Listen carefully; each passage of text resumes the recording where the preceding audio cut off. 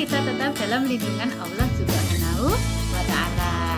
Anak-anak, kali ini kita akan belajar pada kisi-kisi ulangan untuk tema 1 muatan mapel bahasa Indonesia pada KD 3.4, mencermati kosakata tentang kebutuhan makhluk hidup.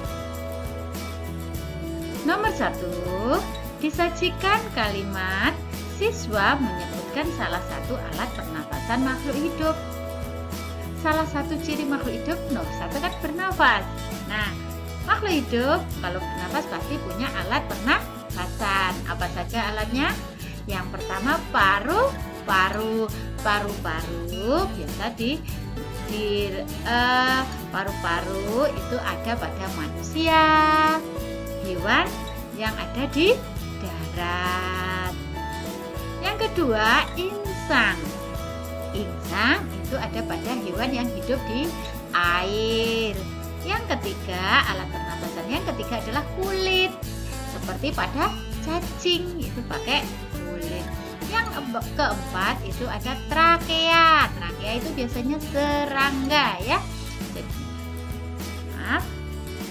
Jadi alat-alat pernapasan pada makhluk hidup antara lain paru-paru, insang, kulit, dan trakea. Sedangkan pada hewan-hewan tertentu ada tambahannya, seperti pada burung ada paru-paru ditambah pundi-pundi udara. Pada ikan lele selain insang dia juga punya lapisan-lapisan ya.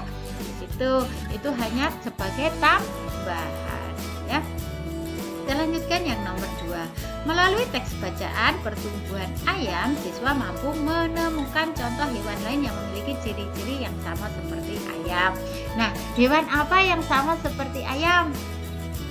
Ya, hewan yang mirip dengan ayam, punya bulu, berkembang biak dengan telur, berkaki 2, punya paruh ya.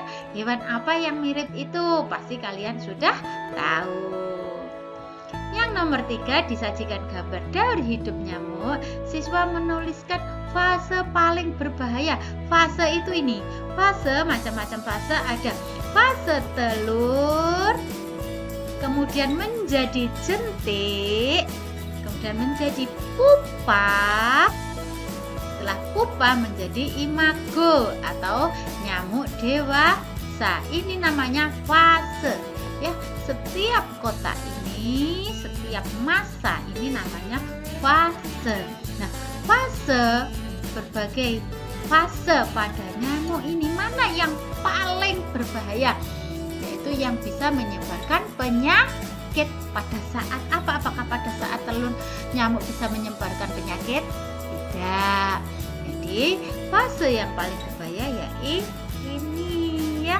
Ini adalah fase yang paling berbahaya karena setelah menggigit, misalkan ini adalah nyamuk Aedes, setelah menggigit orang yang terkena demam berdarah, dia akan membawa virus dari orang satu ke orang yang lain, dari orang yang sakit pindah ke orang yang sehat. Itu adalah fase nyamuk yang paling berbahaya di sini karena bisa membawa penyakit.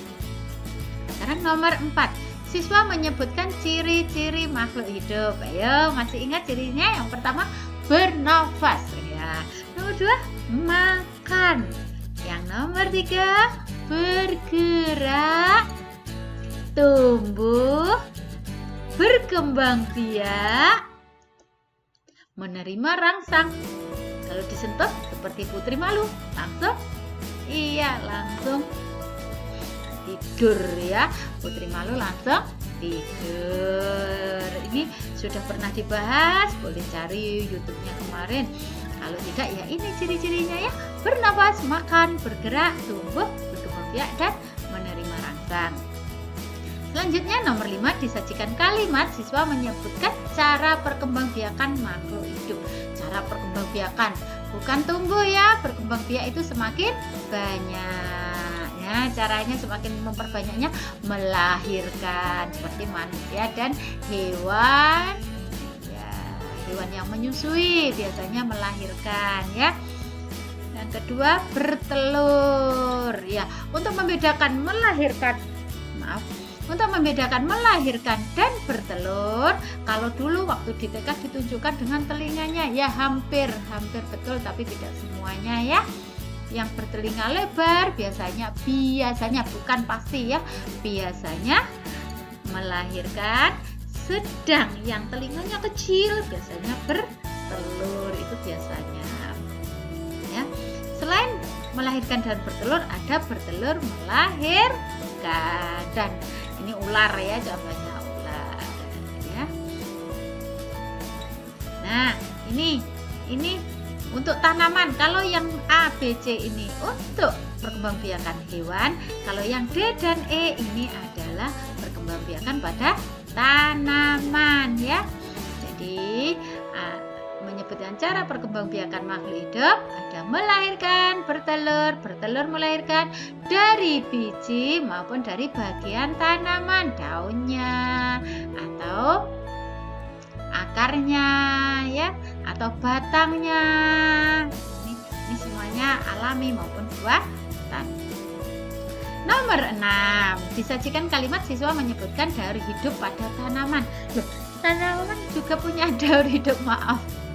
Tanaman juga punya daur hidup. Iya, tanaman juga punya daur hidup, yaitu ya, dimulai dari biji. Ini misalkan tanaman yang dari biji, daur hidup ini alami ya.